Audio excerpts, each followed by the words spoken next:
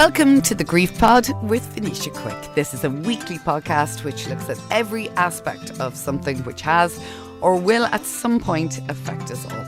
And that is grief. Whether you've lost a loved one or about to lose someone you know, or perhaps you're simply trying to help someone navigate their grief and don't know where to start or what to say, then perhaps this is the podcast for you. Each week I'll be bringing you different stories and experiences of loss, love, hope and at times humour. On this week's episode of the Grief Pod, I'm joined by behavioural psychotherapist and founder of Zest Therapeutic services, Stuart Wilson.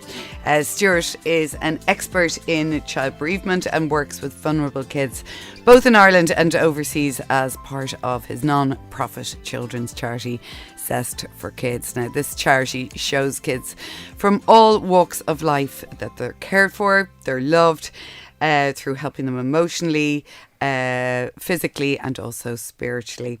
Stuart, you're very welcome. Great to be here. This episode. Thank you. Could you perhaps start by telling us what triggered establishing Zest for Kids in the first place? Yeah, I guess looking back over, I think 20 years or so now, I'd love to say Zest for Kids came out of a place of inspiration. I think like most things, it comes out of a place of death. Things happen out of desperation. For us, Zest for Kids, my wife Maggie and I had a real heart for just seeing kids in difficult circumstances.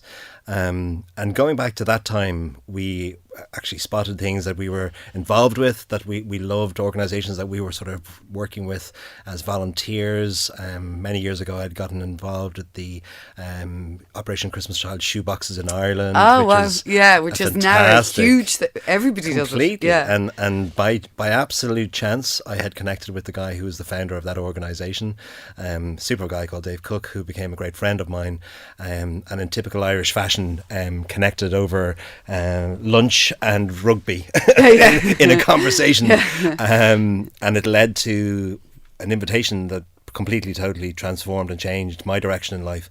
I was involved in the commercial world at that stage, and Dave had asked me would I be interested in coming out on a trip with him. That just came literally from a lunch invite, sitting around a table and hearing this lovely Welsh accent and saying, hey, do you want to come and sit with me?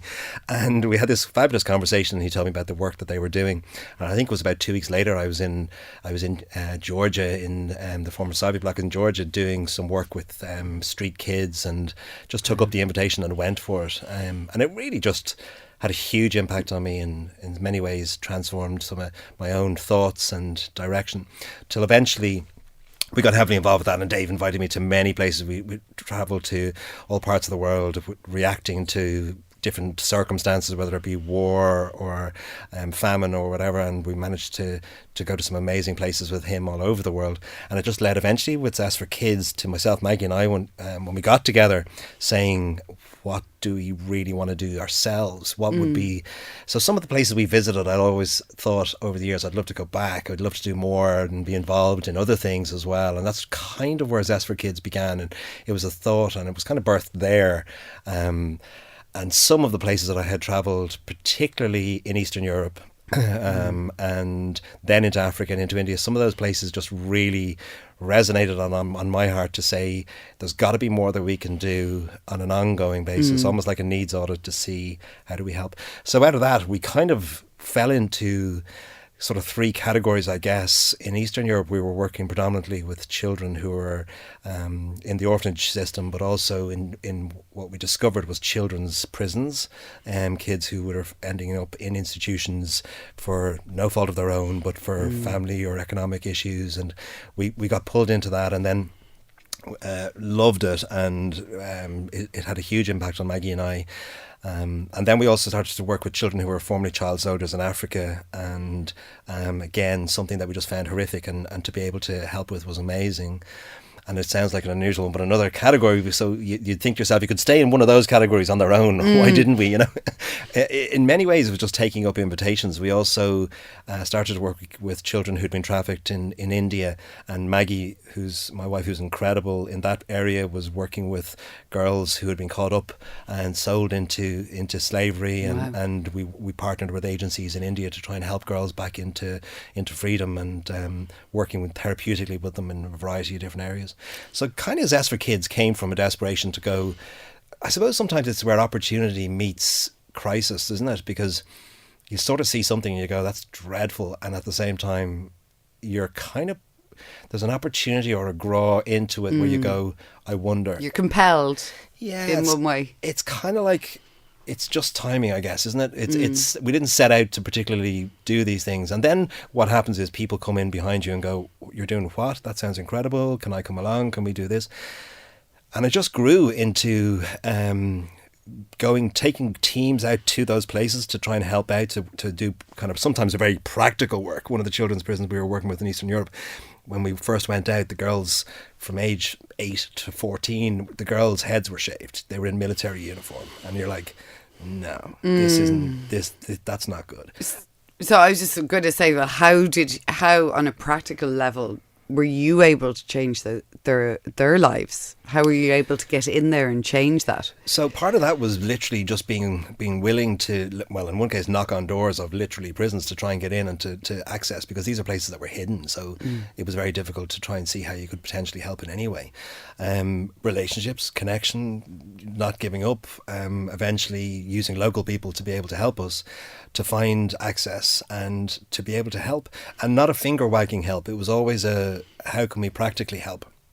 In many cases, you know, the people running the orphanages or the people running these institutions were very poor and needy themselves and had their own needs. And rather than come in and complain about the way they were doing things, it was to try and assist and scaffold and love them in that space. Like, we used to take the girls out of one of the children's institutions on holidays. We used to take them out of the prison, which sounds outrageous, and take them to a sort of summer camp where we could put on incredible days for them. But the guards would come, and the guards would also bring their kids. Okay, so they were it was showing them another way of life in one way as well. Yeah, completely. And the wonderful thing for them was, we had, I think it was 75 girls on that trip. You know, they'd 75 babysitters. So the girls were literally loving on their kids, and it was changing the dynamic of the relationships. Yeah. And then just on a practical level, you know, they might need a shower unit, or they might need, you know, soaps, or they might need, one of the things we brought was to bring out actually a treatment for they said the reasons the girls' heads were shaved was head lice, but we're not totally going necessarily with that. So we brought out all the treatment for that.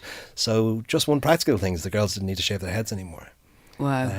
And that led to then lots of other trips, lots of other things, lots of connections with other institutions, and just being willing to turn up and see these things and wonder, can we help at all? And one by one, hard to walk away, I'd say, as well. I don't think you do. You do walk away. That's the thing. But it's hard, isn't it? Yeah. Because your heart's pulled into all the areas that we've worked in with Zest for Kids. Your heart's pulled into it. And those kids remain a part of your world, you know. Like, we're doing this long enough that we've seen those kids grow up and have kids. So for us, that's been phenomenal. We've been over and back a number of times. We've had kids coming over from there to Ireland. We ended up with one of my guys, I have 5 kids of my own, and my eldest is from Belarus, is from there. And we actually ended up adopting her into Ireland, and she's just presented us with our first grandkid in December just gone. Wow. So if we only, I often say to her, she's amazing, but I often say to her, if we only ever had Zest for Kids for that reason alone, it was worth it. What, from a day-to-day perspective, you're talking about child soldiers and stuff, which horrifies anybody that you know, their child would be out fighting. You see it on the news and you see you know, stuff online. What's the day-to-day like for kids like that? So we were working predominantly, again, through my interactions with Dave, through Operation Christmas Child. We were working in Uganda with kids when the insurgency was there, when this was happening, when kids were being abducted. And that was really quite a bizarre time because you may remember Joseph Kony being in all the news way back in 2012. That was a horrific time because you just didn't know what you're going to come across. You had so many kids abducted, over 40,000 kids abducted, and also just these massive IDP camps where people were leaving their homes to go and stay because they were unsafe in their villages. Thankfully, that all changed over time, but we were there during that time, and it felt unsafe because you just didn't know what you were going to come across, so you were concerned for that reason. but also the need was so huge. You were kind of looking at it going, what can this tiny little group of people in this minute charity from Ireland, how could we possibly make a difference? And what we realised was being out there and being available and being willing at a relational level on a one-to-one basis has a big impact. So again, on a practical level, for some of those things, we just saw different needs. So sometimes it was going into IDP camps and helping out where there was practical needs for, teeth to be pulled, and you could help finance something, or for medical care and you could help do that. The need was so big that it was only ever going to scratch a surface. We were very blessed to connect in with schools and institutions where these child soldiers, when they came back from the bush, were connecting back into. And even from a grief perspective, that was extraordinary. My next that was extraordinary. Question is, because anybody who has experience of children with grief, or children who've gone through a bereavement, whatever it may be, knows that the road is never linear. There's bumps every single day. There's triggers every day, or at least once a month or whatever, as you move on. But how does a child, either left in one of these orphanages or taken from their family to be a child soldier, probably a parent has been killed themselves, how does that child navigate that grief? Or is it really possible? This is probably some of the hardest things that I've witnessed as a human being on this earth, to be able. So some of the conversations I've had with children, where when we talk grief in the context of our grief here, from an Irish perspective, it's different. When we talk about things like child soldiers or children being trafficked, it's a phenomenally different trauma. If we've been blessed to have a loving family and people around us and we're grieving, it's horrific and difficult.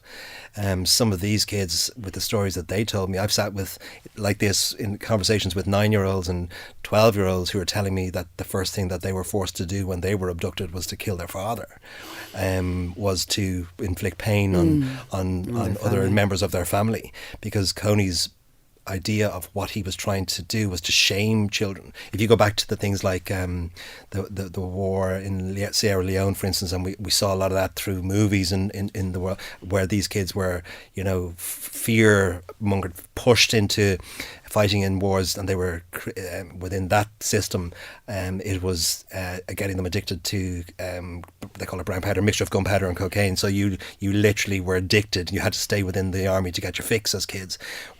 Joseph Kony's regime was phenomenally traumatic in that he had forced these kids to do unspeakable things in their family through fear. I've had conversations with teenagers who told me that their fathers stood in front of them telling them, "You've got to kill me, and this has been hacked with a machete. You've got to take my life," because they knew if they didn't give up their life for their children, they would watch their entire family in front of them being slaughtered, and them last. Wow. So the regime was phenomenally disgusting. It was abhorrent. And how do you as a child? So this is the question we had. How the heck can we help? Yeah. What could we possibly do that could ever have an impact on these children's lives? And how they will never get over this. So how could they ever have any kind of a normal existence coming back from the bush X amount of years later? Because Coney had it such like, you can never go home to your mother if she exists, or siblings after what you've done. The shame was such that these kids were weighed down. So they were displaced then? They were displaced. If they got away from the army, if they got away, we've stories of kids who swam across rivers, chancing their lives to see if they could get away from this. Somewhere deep down, all these kids always knew that what they were involved in was wrong. But no matter what you do, there's an inherent goodness, I believe, and they were forced into doing things. So it's hard to even consider that they could ever get out of it, but they did, and some of those conversations were amazing. I had it's again, this sounds so bizarre that it's hard to imagine that it's actually true, but some of these kids, when I first met them, when they came back from the bush, they literally had like a film over their eyes. it was literally like almost like you'd say there's a problem with their eyes. There's something going on in there, and it was covered. It was like their eyes, instead of being bright brown, were kind of covered, and there was a haze or something. And I could never understand what that was. And it was actually a local, years later, who's talking to me about this. He was a local priest for an organisation that we connected with, wwho I said to him, what's the film over these kids' eyes when they come back from the bush? And he said, oh, that's protection. And I said, what? And he said I believe that's God helping out. And I'm like, what are you talking about? He said, I think what they see is so abhorrent, it's so horrific, he said, I think their eyes are covered. And I said, no.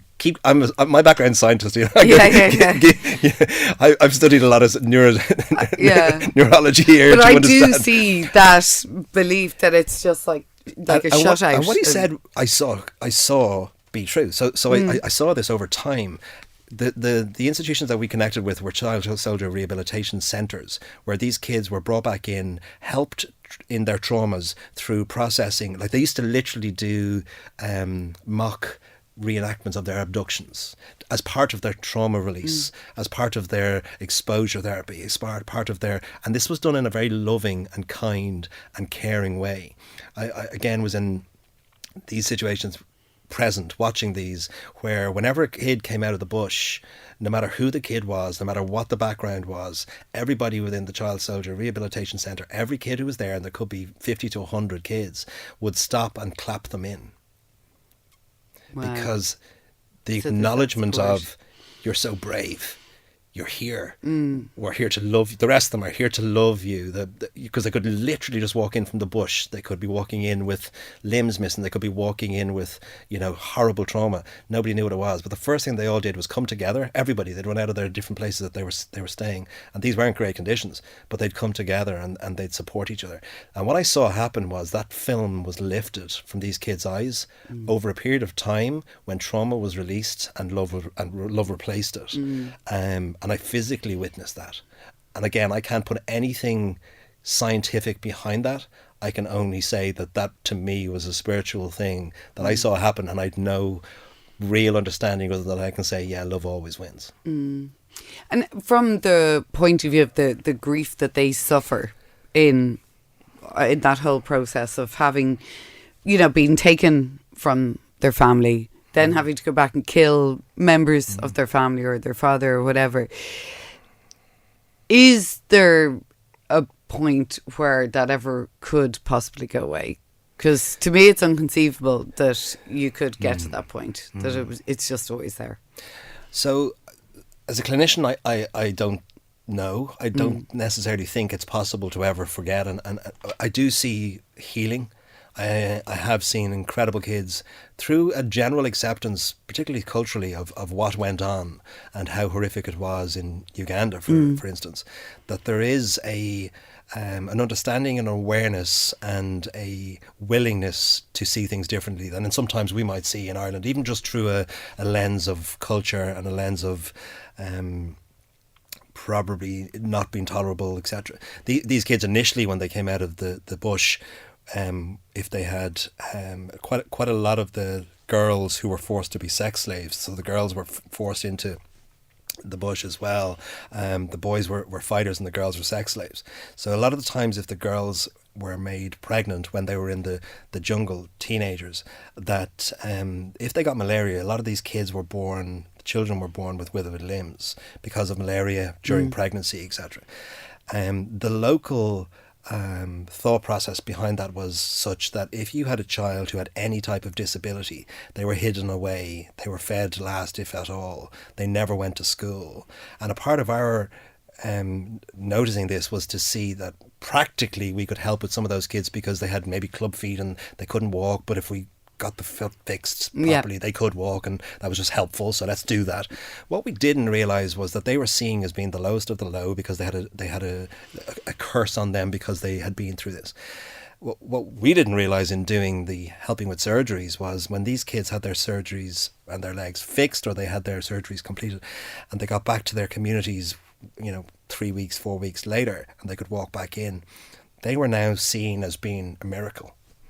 So the lowest of the low turned into being the highest of the high through no understanding of our own, but simply because they had been seen as... And now kids who were cursed were not allowed to get married, and the families of these kids were not allowed to get married. So because the bloodline needed to die out because it was a curse. But if you were a miracle, now there's an incentive to marry into a miracle family.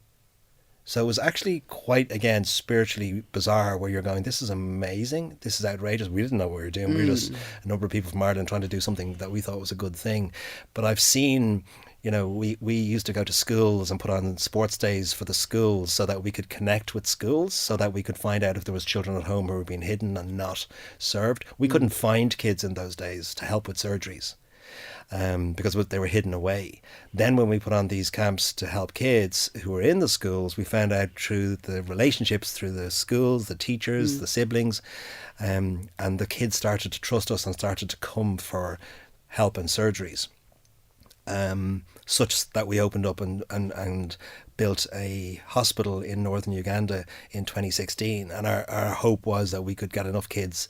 Initially it was hard to get the kids to find them, but we were hoping we can get enough kids to do 10 surgeries a year, and that would be wonderful. Our plan was 10 years, and then maybe we'd be too old. Or pass on the baton to someone else. In truth, what's happened over the years is that we've had 100 kids per year who have had this life-changing surgery, and this is our 10th year, so we've 1,000 children this year. I was at an amazing event about 5 years ago in Uganda, where we put on this fabulous big sports day, and our priest Father Day at the end of it all was, which he would always do, was to speak to the kids underneath the mango trees, about 1,000 kids. It was wonderful. And then he'd often ask, would we come up and say a few words? So again, you come up and say a few words to the kids, encourage them or whatever. But randomly there was kids, he was talking to them, not in English, in Akoli, and I couldn't understand what he was saying, but random kids started standing up amongst the crowd because they were all sitting down, and I'm going, what's happening there? So it was about 5 kids here, 3 kids there, and eventually there was probably about 20, 25 kids all standing up. And at the end of it, he just turned out to me and says, so will you speak? And I said, yeah, but why are those kids standing up and the other ones sitting? He said, they're all the kids who Zest for Kids have field. Wow. So they couldn't run around a year ago, but they're here today.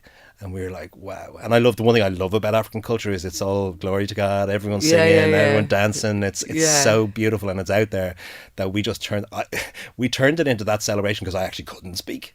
Wow. And it was just a joyous moment. So you're kind of going, can this little tiny charity, can we actually help? I suppose in the grand scheme of things, in the massive scheme of things, probably not. In the smaller scheme of things, there was 25 kids in that group who could walk. Wow. So one by one we're reaching. And what's someone, the contact now? What So the hospital's still going. So we're every year we're getting 100 children through surgeries. I've just had 20 kids. It's amazing because I get a text. It's just so special. I get a text from our guy who's a local in Kumi in northern Uganda, who's saying, here's all of the pictures of all of the children who are all going for surgery this week. Here's the information about their families, their background, because these are kids who are, fathers will be peasant farmers and they've no money, and he let us know that, and then he sends us these fabulous pictures of them afterwards, having not been able to walk, now they can, and a little bit of information about them, and we go out to visit and take teams out, so it's really special. Wow. It really just, even 25 kids to change their lives, and in turn change the lives of their families and their smaller communities as well. It's bizarre. It's so incredible to think that it actually can work and help. Yeah. I want to go back to a point you made earlier on about kids and grief and kids and bereavement, and how it differs perhaps living this side of the world in a sort of, when the majority of kids who've lost someone would have a closer knit family and live in okay surroundings compared to the other side of the world. From the point of view of children's grief, though, is it not universally the same in that the triggers that would affect adults affect kids, and it affects kids differently, excuse me, in the same way that it affects adults? Yeah, and I think we've got to remember grief is universal, so and it's all relevant. So I can be sitting in the A&E in a hospital with a sore toe, and the person beside me's got a broken leg. It is what it is. For each individual, it's different, and for each individual, they respond differently. So, and we often talk about, Kubler-Ross's cycle of grief. I actually have trouble with all of that to a degree. Now, I know as a clinician, we're sort of saying, well, this is what, based on scientifics. Yes, but every kid is different. Every experience is different. Every set for grief is different. And it's different for every individual. What I know and what I've experienced clinically is that every child's need is the same. So regardless of history or culture or background, every kid has the same need for love and belonging and connection, acceptance, etc. And I do believe that the answer in grief is support and love. And sometimes during the raw stages of grief, that's literally scaffolding. That's just holding, kids aloft when they can't do it for themselves. I don't think that's any different in any culture I've ever experienced. Do you think, though, we give enough... I suppose thought as adults to kids when they're grieving that, yes, the way as an adult you can hear a song or you can be in the supermarket and you can see something random like a plum pudding at Christmas time and you just go and you get that sort of that train. Kids obviously get the same and it happens to them. Does it happen to them in the same way, do you think, or is it slightly different? So I think it happens. It may happen in the same triggered way. I don't think they respond in the same way. So we are obviously cognitive creatures. If we're fully cooked in our mid-20s, so therefore we respond with a cognitive response. Kids don't. They respond less cognitively. They obviously are developing through their developmental stages of adolescence right the way through. But generally speaking, they're responding with behaviour. They're not responding with a cognitive reaction. If you or I are triggered, we probably can turn around and say, I'm having a pretty crap day. This is a tough one. This happened. And as a result of that happening, I feel this. And as a result of feeling this, I'm not going out today, or I need a duvet day, or I need to pull up my socks and keep going because this is what I want to do. Kids can't do that. So they tend to respond. Well, some can, but most kids will tend to respond in a behavioural way. So we get a behaviour that we don't understand. And as adults, we might, as parents or as clinicians, we're looking at that going, well, the behaviour is the communication. So they are struggling. But what they're going to communicate to me is anger, or they're going to and this is where even when you talk Kubler-Ross and you kind of go, different. Like we sort of think of that as a cycle, and I don't believe it is. We don't go from one to the other. We don't move from beautifully and smoothly from one stage to another. We dip in and out all of the time, and different things will trigger us at different times. So I do think kids will be triggered in a similar way that we will as adults. But I believe that they will react in a significantly different way than we will. And it comes out obviously differently. Yeah. What do you think of the whole thing? I was talking to someone about this the other night, but the whole, when somebody dies, like a parent or a grandparent in a child's life, who I think a grandparent is, maybe we don't give enough credit to the impact their passing can have on kids sometimes as well.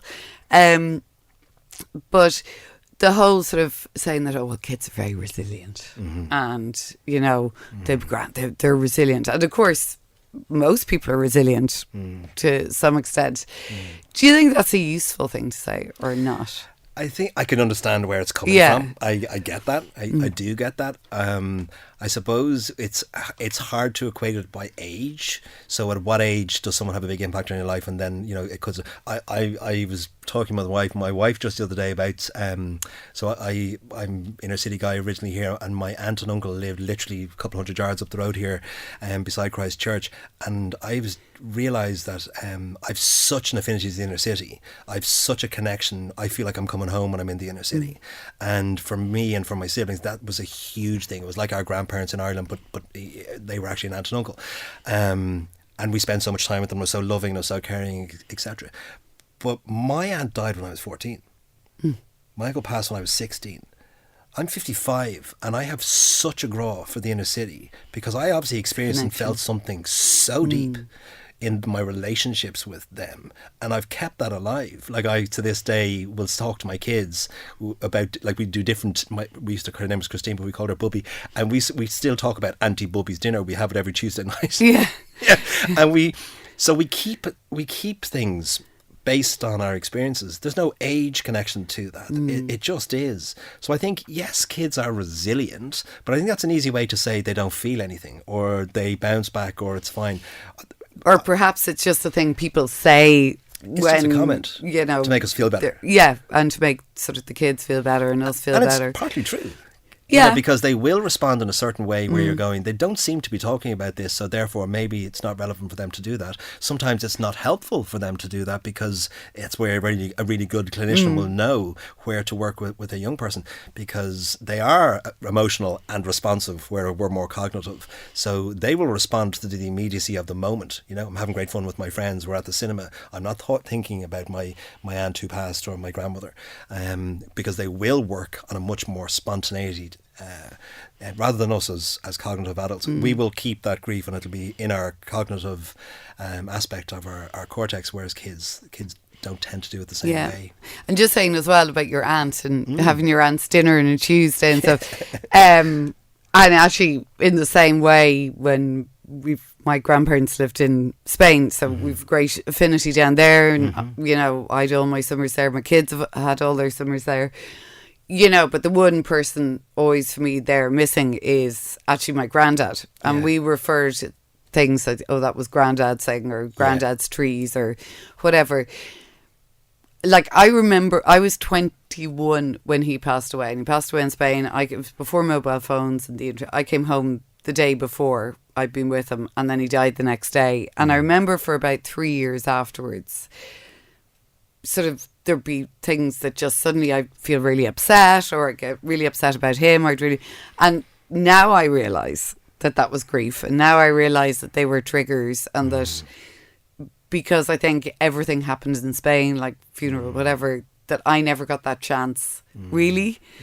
So I wonder as well, just going back to your aunt and grandparents, like, should we be more cognizant of this effect of losing a grandparent with kids? Because I sort of feel sometimes, oh, so-and-so's granny died, or, oh, that's sad. But we never really sort of go, you think of the parent who's lost their parent, but perhaps we don't think of the kids as much.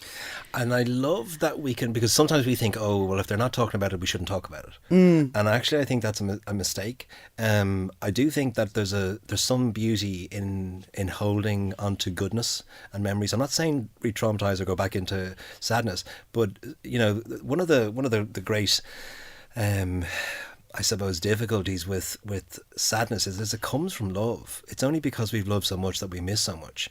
And it's okay that we can be sad. Sometimes we think, oh gosh, I don't want to make that person sad by talking about this. And particularly with kids, I don't want to bring it up just in case. I actually don't quite go with that. I think it's really important to be able to do it. My mother to this day, I lost my dad a few years ago, and my mother to this day, I literally opened up a card. It was my anniversary last Friday, and I opened up a card from her, and she still sends the cards from Mum and your dad in heaven. Yeah. And I'm like, yeah, why not? Yeah. Oh, well, I sign cards, like the kids' birthday cards, mum and dad, and you know, it's always a sort of a thing. That. And I love that. And she sends that to the grandkids. Yeah. You know, now for me again, I just think, absolutely. Including. Why wouldn't we? Why would you even consider to not to? We just want to quickly talk about acceptance, because we've talked a couple of times already on this podcast about acceptance, and it being sort of seen as the last stage of the grieving process. And when do you really know that you've accepted grief? And with kids, how do you know when they've accepted grief? That's a really good question, and one that I'm not sure I can accurately answer. I think that there's an aspect of like the model of grief that we can say we can accept someone has passed quite quickly, but it doesn't mean that our almost central nervous system has calmed to that space where we're not overtly thinking about that person in a sadness all of the time. There's a movement, and I don't know how long it lasts, and I don't think any clinician or scientist can tell you that there's a movement where somewhere down the line the depth of trauma, if we go back to some work that I would have done many years ago with a fabulous neuroscientist called Dan Siegel, who talked about this, he said trauma trauma, at the basis of every type of mental health difficulty, and grief being a part of this, but at the basis of every mental health difficulty, disease, whatever you want to call it, is disconnection, isolation and loneliness. Okay, so if we just take that in a grief context for a moment, disconnection, isolation and loneliness. And he said, and I was delighted to hear this, as a psychiatrist and as a neuroscientist, to have someone of his stature say this. And he said, and the answer is always acceptance and love. Okay. So if we think about that from a grief kind of concept, well then acceptance and love is, yes, I can accept this person is not here. Yes, I can accept that I have a sadness and I miss them. But there's a love that is incredibly intertwined with sadness. It's a part of it. It's a part of love. You know, just as discipline is a part of love, so is acceptance and so is sadness. And that is weirdly a joy, because if I didn't have that, I wouldn't possibly love in the same extent that I do.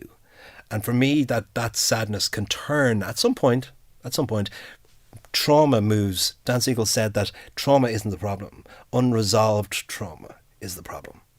And all traumas can be resolved through process. And I do agree with that. And I think that process, when does that end? When does that begin? Does it get into a nice neat cycle that Kubler-Ross has said is acceptance? I don't know about that. Unlikely. I don't know. Have you, for Zest for Kids, obviously that takes, just before you finish, a lot of money to keep going. Do you do fundraisers? Where can people find out more? So, Zest for Kids is a not-for-profit charity, regulated charity in Ireland. Interestingly, I have never fundraised for Zest for Kids. What I have done, and I do believe is an incredibly important thing for any charity with a heart that really wants to do something, is just tell your story. Just talk about what you do, talk to people in a loving and kind way, and ask for nothing. Because I do, and lots of people listening to this will say, if you don't ask, you won't get it. I agree with that. I'm not saying to say my method is the right method. I'm just saying that what we've done is to say to people, you know, come see what we're doing. If it's something that you like, if it's something that you're interested in, if it's something you'd like to get involved in, well then, absolutely. They can go to zestforkids.com and look up what we do. And if it's something that they feel, you know what, I like that. You know, one thing that I did when I was involved in previous charities is I really wanted to have a charity where there were all overheads were being organised and paid for, and that my book was going directly to whatever it was going to go to. So for every surgeries that we have, our costs are covered, but for every surgery we have, every cent goes to surgery.